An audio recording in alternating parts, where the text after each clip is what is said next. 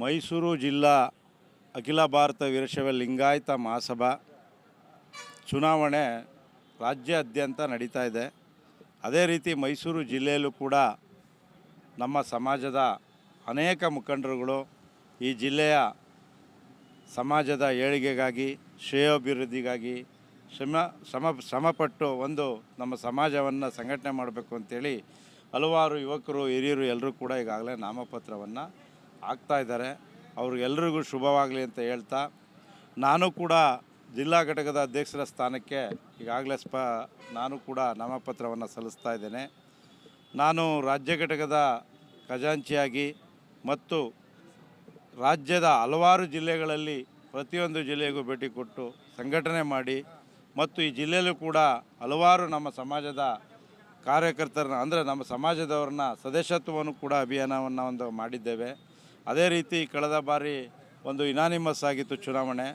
ಈ ಸಾರಿ ಕಣದಲ್ಲಿ ಸುಮಾರು ನಿರ್ದೇಶಕರ ಸ್ಥಾನಕ್ಕೆ 21 ಪುರುಷ 10 ಮಹಿಳೆ 30 ನಿರ್ದೇಶಕರ ಸ್ಥಾನಕ್ಕೆ 100ಕ್ಕೂ ಹೆಚ್ಚು ಸದಸ್ಯರು ಈಗಾಗಲೇ ನಾಮಪತ್ರ ಸಲ್ಲಿಸಿದ್ದಾರೆ. ಅಧ್ಯಕ್ಷರಿಗೆ 10ರಿಂದ 11 ಮಂದಿ ಈಗಾಗಲೇ ಅರ್ಜಿಯನ್ನು ಕೂಡ ಹಾಕ್ತಾಯಿದ್ದಾರೆ. ನಾನು ಮೈಸೂರು ಜಿಲ್ಲೆಯಲ್ಲಿ ಅನೇಕ ಕಾರ್ಯಕ್ರಮಗಳಾಗಬೇಕಾಗಿದೆ.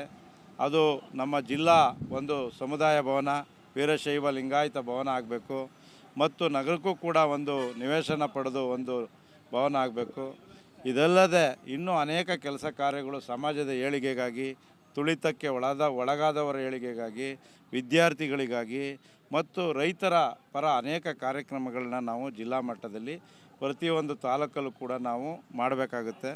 ಆ ಒಂದು ಆಸೆಯನ್ನು ಇಟ್ಕೊಂಡು ಮತ್ತು ಎಲ್ಲ ಹಳೆಯ ಅಧ್ಯಕ್ಷರ ಆಶೀರ್ವಾದದೊಂದಿಗೆ ಮತ್ತು ಅನೇಕ ಬಸವ ಬಳಗ ಒಕ್ಕೂಟದ ಅಧ್ಯಕ್ಷರು ಹಾಗೂ ಪದಾಧಿಕಾರಿಗಳು ಮತ್ತು ಜಿಲ್ಲೆಯ ಎಲ್ಲ ಸಂಘ ಸಂಸ್ಥೆ ಮತ್ತು ಎಲ್ಲ ಗ್ರಾಮಗಳ ಒಂದು ಬಸವ ಬಳಗ ಅಂತ ಏನಿದೆ ಅವರೆಲ್ಲರ ಆಶಯ ಮೇರೆಗೆ ನಾನು ಅವ್ರನ್ನೆಲ್ಲೂ ಕೂಡ ಹಲವಾರು ಜನನ ಭೇಟಿ ಮಾಡಿ ಕೇಳ್ಕೊಂಡಿದ್ದೇನೆ.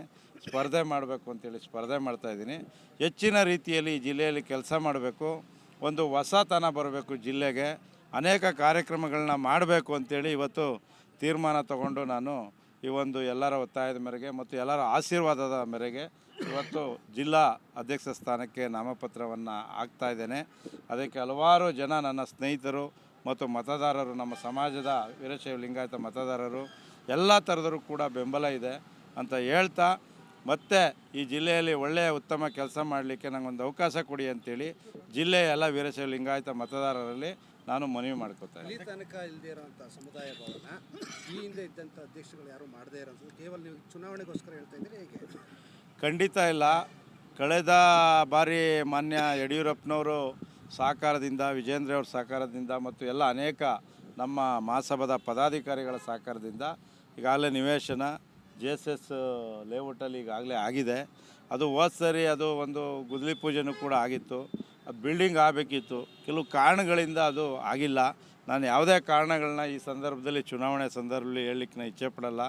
ನಾನು ನಂತರ ಎಲ್ಲ ನನಗೆ ಆಶೀರ್ವಾದ ಮಾಡಿ ನಾನು ಆಯ್ಕೆ ಮಾಡಿದ್ರೆ ಆ ಒಂದು ಜಿಲ್ಲಾ ವೀರಶೈವ ಭವನ ಖಂಡಿತ ನಾವು ನಮ್ಮ ತಂಡ ಎಲ್ಲ ಸೇರಿ ಮಾಡ್ತೇವೆ ಅಂತ ಈ ಸಂದರ್ಭದಲ್ಲಿ ಮತದಾರರಲ್ಲಿ ನಾನು ಅವರಿಗೆ ಮನವಿ ಮಾಡ್ಕೊತೇನೆ. ಅಧ್ಯಕ್ಷ ಸ್ಥಾನಕ್ಕೆ ಈಗಾಗಲೇ 11 ಜನ ಅರ್ಜಿ ತೊಗೊಂಡಿದ್ದಾರೆ. ಈಗ ಒಂದು 5-6 ಜನ ಅರ್ಜಿ ಹಾಕಿದ್ದಾರೆ. ಇನ್ನೂ ಹಾಕೋರು ಇದ್ದಾರೆ. ಇವತ್ತು ಸಂಜೆ 4 ಗಂಟೆವರೆಗೆ ಸಮಯ ಇದೆ, 3 ಗಂಟೆವರೆಗೆ ಇನ್ನೂ ಹಾಕೋರು ಇದ್ದಾರೆ.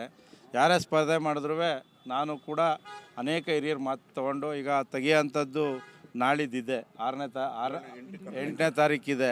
8ನೇ ತಾರೀಕುವರೆಗೆ ಕೆಲವರು ತೆಗಿತಾರೆ. ಇನ್ನೂ ಕೆಲವರು ಹಿರಿಯರು ಮಾರ್ಗದರ್ಶಕರು ಕೆಲವರು ಎಲ್ರಿಗೂ ಮಾತು ಹೇಳ್ತಾರೆ. ನೋಡೋಣ ಏನಾಗುತ್ತೆ ಅಂತ.